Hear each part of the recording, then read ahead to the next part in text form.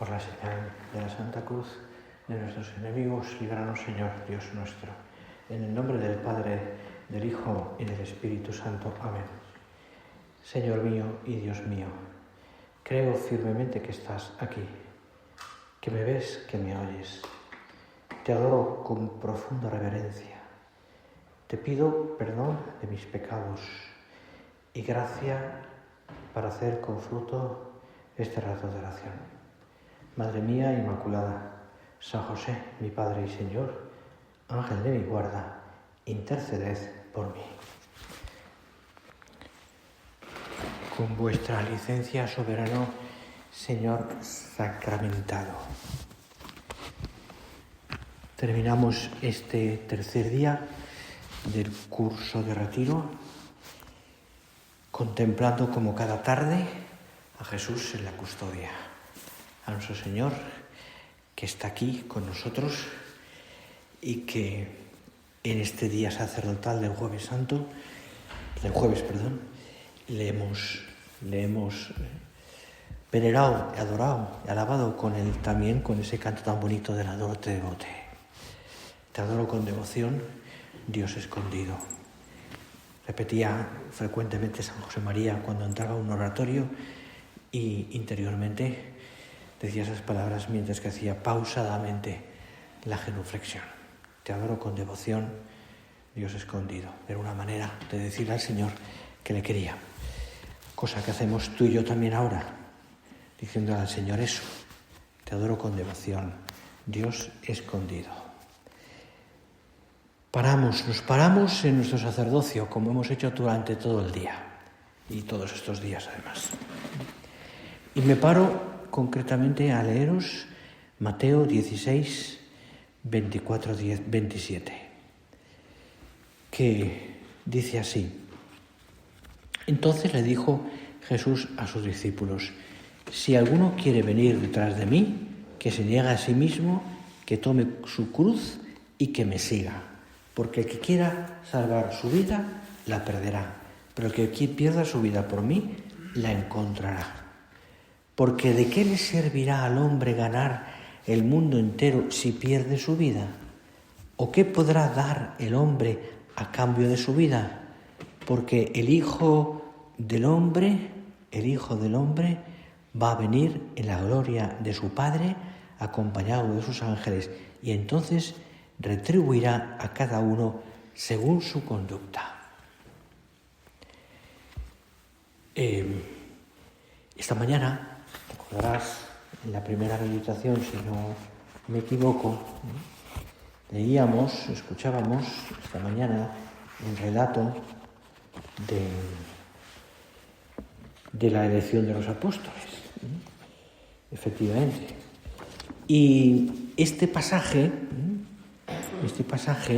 es continuación de ese texto. Pasaje en el que no nos hemos detenido esta mañana porque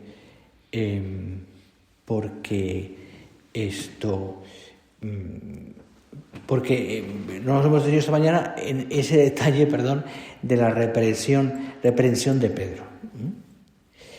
¿Por qué Pedro se enfada con el Señor? O se enfada, o le recrimina. Porque el Señor le habla, le anuncia su pasión, muerte y también resurrección. Su pasión y su muerte. Y se ve que Pedro o no entendió, no captó lo que significaba la resurrección. No lo captó. Y se quedó con la muerte y la pasión, la pasión y la muerte. Y en ese contexto en el que Pedro le reprende al Señor, el Señor le para los pies a Pedro.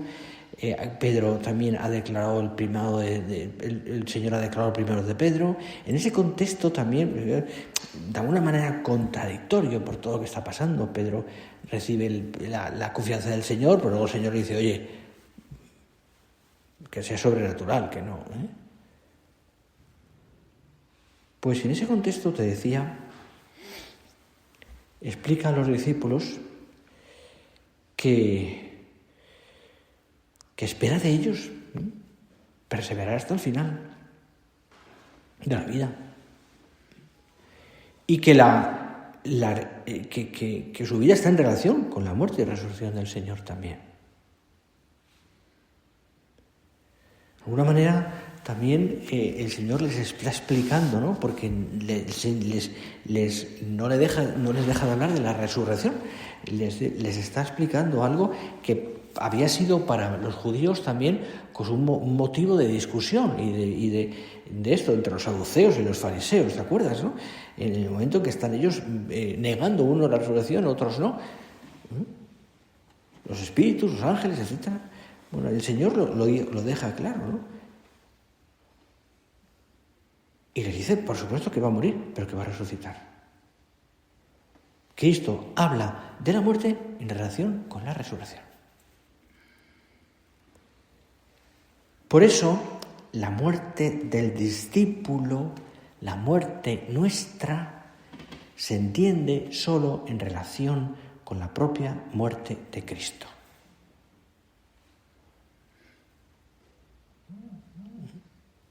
No les da una catequesis sobre los novísimos, que es nuestro tema, más o menos este rato de oración, sino que de una manera indirecta, pero clara, les señala que porque Él va a morir y resucitar, entonces la muerte de los discípulos cobra otro sentido. Y eso es lo que yo querría pedirle al Señor esta tarde.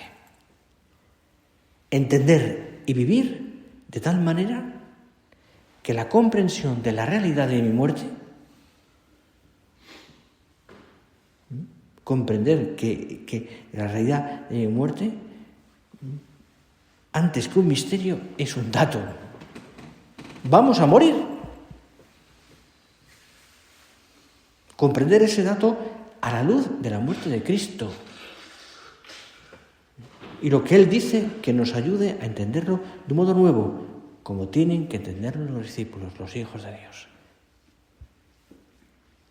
El dato es constatable, aunque no deje, por eso, de costarnos.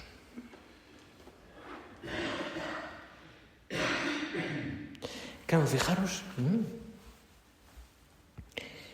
la consecuencia de esta nueva consideración de la muerte, evidentemente, lleva a una cosa muy bonita, muy fuerte, pero al mismo tiempo muy clara. En esta vida todo es relativo. No me refiero a un relativismo, me refiero a que tenemos que relativizar el carácter absoluto de la vida. Hace unos años, estuve viviendo en Zaragoza concretamente, traté muchos sacerdotes y recuerdo uno mayor que llevaba muchísimos años en la obra, que había hecho había trabajado mucho. Tuvo un cáncer y bastante agresivo. Y pasó un año entre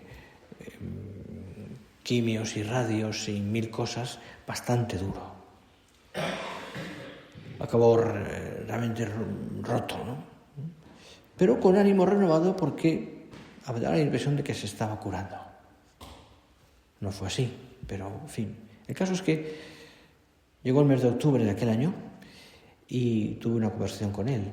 Fui a su casa, estuve hablando con él una tarde. Y una conversación larga. Iba a ser corta, pero al final estuvimos hablando de muchas cosas y para mí fue casi como un retiro aquella conversación, ¿no? Y me fue abriendo el corazón y contándome pues los sentimientos que había tenido durante aquel año, ¿no? Donde veía la muerte cerca y al mismo tiempo el deseo, porque tenía un deseo y tenía una fuerza humana impresionante de curarse, de vivir, de trabajar, de hacer mucho más bien, como había hecho toda su vida. Y me decía, mira, Javier, una de las cosas que más me he dado cuenta en estos meses es he aprendido a relativizar todo. ¿Qué es lo importante? ¿Con qué me quedo? Y sobre eso me fue dando pues una serie de pensamientos que le había rezado durante aquellos meses, ¿no? Donde se veía bueno, pues la muerte muy cerca y al mismo tiempo el deseo de curarse, de luchar. Entonces, ¿qué es? Yo he concluido, ¿no? Decir, bueno, ¿qué es de mi vida? ¿Qué es lo importante, no? Es decir, ¿por qué me he preocupado de cosas que no tienen importancia? O que en ese momento me ha parecido que la tuvieran, o les ha dado más importancia de lo que realmente eran. Había aprendido, me dijo, a relativizar las cosas. En el buen sentido de la palabra, ¿ya me entiendes, no? Claro, el carácter, es decir, hemos de relativizar el carácter absoluto de esta vida. Hay cosas más importantes que esta vida.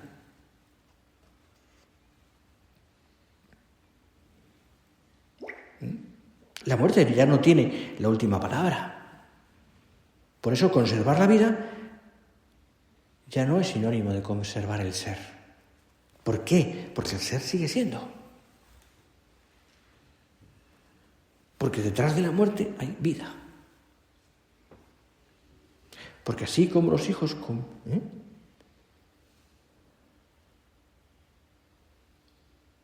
contemplar y meditar sobre nuestra muerte a la luz de la muerte de Cristo permite vencer el miedo radical que lleva por miedo a la muerte y a vivir como esclavos. No nos quita el miedo natural, evidentemente, pero sí el miedo radical que nos lleva a vivir como esclavos.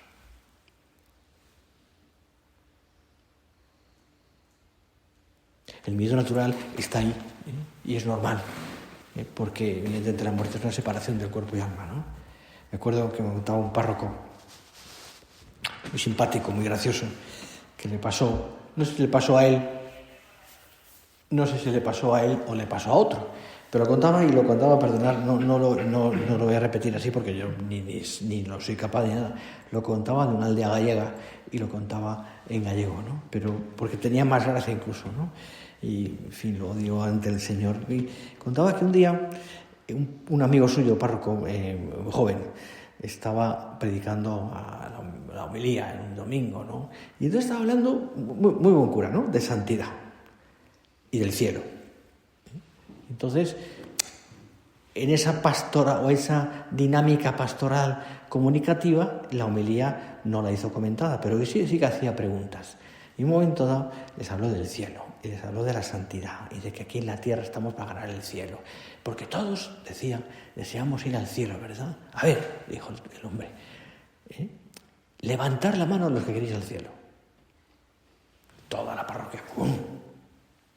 Pero se fijó que al fondo estaba la señora María, que no le había levantado la mano. Extrañó. Siguió predicando y siguió con su dinámica. En un momento dado, como se quedó con la mosca detrás de la oreja, volvió a repetir, porque todos estamos dispuestos, queremos ir al cielo, porque es el cielo de la eternidad, es la belleza, etcétera, etcétera. A ver, levantar la mano. Todos.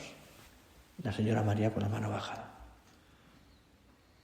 Entonces pensó, claro, es que es sorda. Es que es sorda. Y entonces, pero claro, dudó, ¿no? Y siguió hablando y volvió por tercera vez a decir la misma historia otra vez, levantar la mano quienes quisieran al cielo, menos señora María. Y entonces ya dijo, bueno, señora María, le dijo, ¿usted ha oído bien? Y dijo la mujer, claro que he oído. ¿Y no quiere usted ir al cielo? Por supuesto que sí. Y añadió la mujer con gran sentido común, pero que primero vayan todos estos y luego ya iré yo. Dijo la señora María, ya iré yo después. No me quiero morir. Recuerdo un día estaba dando una plática a pequeñitos, a niños de 3 años, y les dije, ¿por qué? Hablé del cielo, que a los niños les encanta, ¿no? ¿Y qué tenemos que ir al cielo? Decía uno, ser muy buenos. Y otro me dijo, pues ayudar mucho a mamá, obedecer. Se levantó un niño y me dijo, morirse. Dijo, te vas toda la razón, hijo mío. Morirse. Que vayan estos primero, ¿no? Cada uno.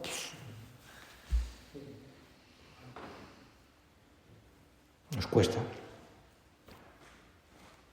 tenemos miedo al momento de la muerte, pero ese miedo humano, pero Cristo ha vencido a la muerte.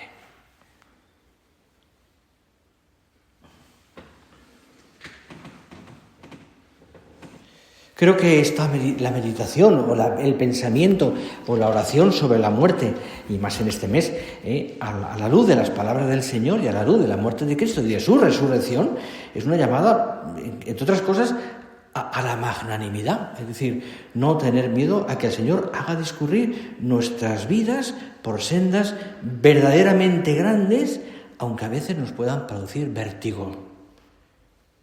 No tener miedo a arriesgar por amor a Dios nuestra vida. Es una llamada a la magnanimidad del que hace rendir sus talentos, los 10, los 5, no de aquel que lo esconde en un pañuelo y lo mete en un hoyo.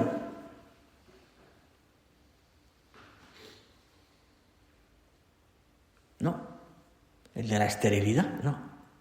Si uno intenta hacerse cargo de lo que supuso para los primeros cristianos la resurrección de Cristo y por consiguiente el final del cristiano, se percibe evidentemente, y sobre todo no solo para ellos, los primeros cristianos, sino también para hoy, un alma y una decisión interior de afrontar la muerte, y más en un momento dado del martirio, que es impresionante.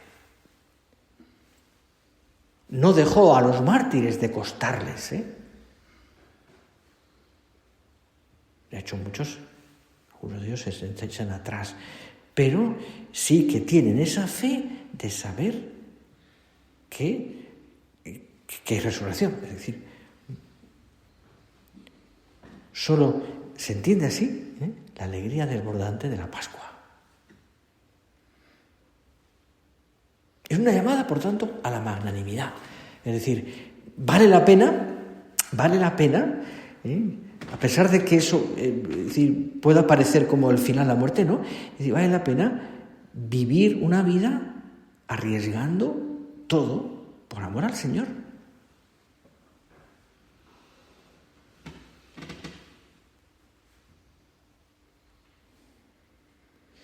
Creo que también nos ayuda ese pensamiento, también nos ayuda a vivir esta vida pidiéndole al Señor la gracia de la responsabilidad.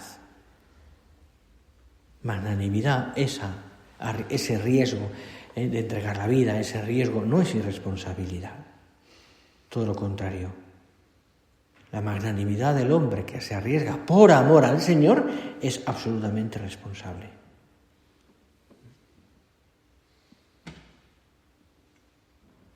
Aquí entra evidentemente la cuestión de la retribución, es decir, el juicio. Cada uno será pagado según su conducta. El que me confiese delante de los hombres, yo lo confesaré, yo lo aceptaré.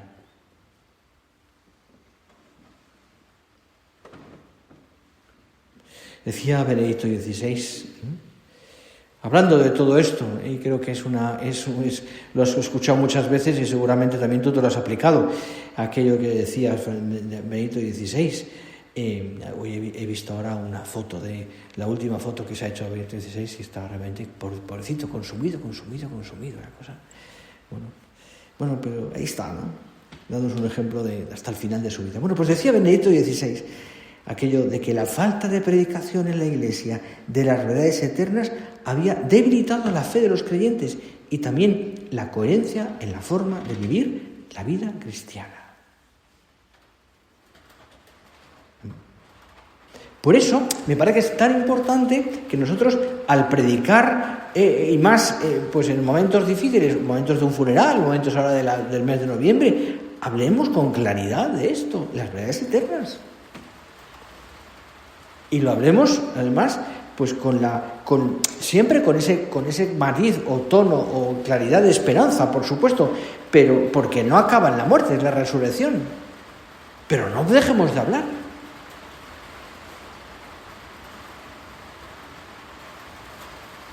El cielo se ha enfadado conmigo, ya se ve. Mirad, La predicación de la muerte, de las verdades eternas, introduce un principio de seriedad también, que por otra parte resulta necesario, ¿Para qué? Para motivar y remover esa necesidad y la importancia de arrepentirse de los pecados. Y no quedarse en no pasa nada. Sí que pasa. Ya hemos hablado de esto. Evidentemente, no quiero hacer un planteamiento negativo, ni yo diría como agorero de esto, no, sino, por supuesto, con la esperanza, pero no podemos dejar de hablar de la muerte como lo que es, y del cielo, y del purgatorio, y del infierno.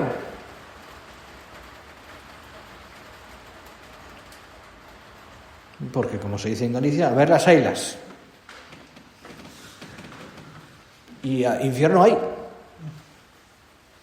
A pesar de lo que digan algunos teólogos, o que se llaman teólogos. Creo que da un principio de seriedad y de responsabilidad y de remover el corazón para arrepentirse.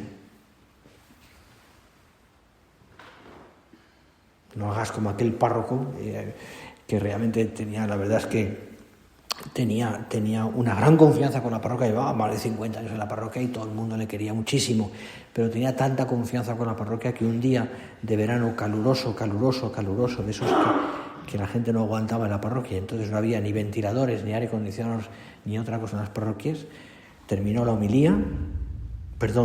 evangelio, se plantó en el ambón, miró a su parroquia y se les dijo sencillamente: ¿verdad que hace calor? Pues ya veréis lo que es el infierno. Ahí se acabó la homilía. Hasta ahí la homilía. Tenía la confianza absoluta para poder decirlo así.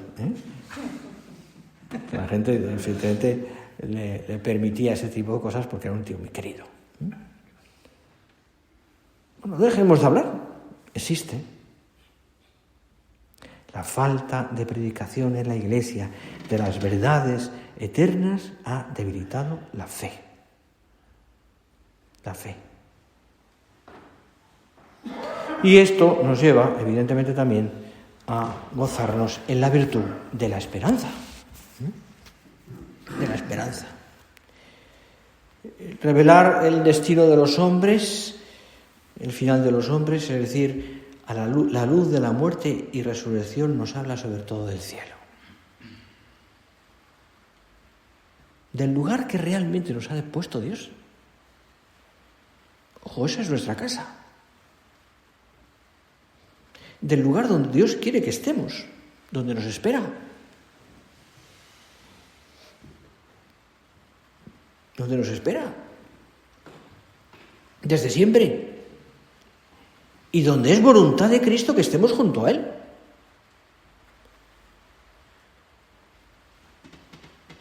Por supuesto, para siempre. La vida plena, donde ya no habrá ni fracasos, ni enemistades, ni cansancios, ni lágrimas. Eso tan bonito que decimos en la plegaria tercera, cuando usamos la forma larga para los funerales. Ni llanto, ni dolor, ni lágrimas. Solo gozo, visión beatífica, cara a cara, aquel que vemos ahora oculto aquí en el altar, bajo estas especies eucarísticas. Aquel al que tú esta tarde has ido adorando como todos los días. Le veremos no así, sino cara a cara. Vultum Domine requiram. Repetía al final de su vida con frecuencia San José María: quiero ver, Señor, tu rostro. Vultum Domine requiram. Que nos tomemos todo esto y lo prediquemos en serio. Porque la victoria, porque la consideración de la victoria sobre el miedo radical a la muerte nos lleva a la magnanimidad, a la entrega y a la consideración del cielo, nos lleva a la alegría. Parafraseando la Lumen Gentium, podríamos decir también sobre la Iglesia: el cristiano avanza por la historia entre los consuelos de Dios y las tribulaciones del mundo. ¡Qué bonito! El cristiano avanza por la historia entre los consuelos de Dios y las tribulaciones del mundo, y con alegría, mirando al cielo, mirándote a ti, Señor, siempre. La muerte se convierte en la puerta que hay que traspasar de la mano de Cristo. De la mano de Cristo. Y allí le veremos tal cual es. Tal cual es. Pensadlo. Y meditémoslo en el contexto de lo que estamos viviendo estos días también, y de tu vida sacerdotal, y de todo lo que el Señor también te pide día a día. Cuando te canses, cuando veas que las cosas son tan complicadas, el cielo. Como decía Teresa de Jesús, para siempre, para siempre, para siempre. Vamos a dejar este ratito final ya, terminando nuestra oración y mirando al Señor que nos preside desde el altar. Gracias, Señor, por tu presencia. Pero que esto nos sirva a ti y a mí, a todos, para agradecerte tu amor aquí y poder gozar de ti eternamente en el cielo. Todo lo que vivimos esta vida vale la pena, como decía San José María, vale la pena, vale la pena, vale la pena, siempre. Por amor a ti, a tu Madre Santísima, se lo pedimos.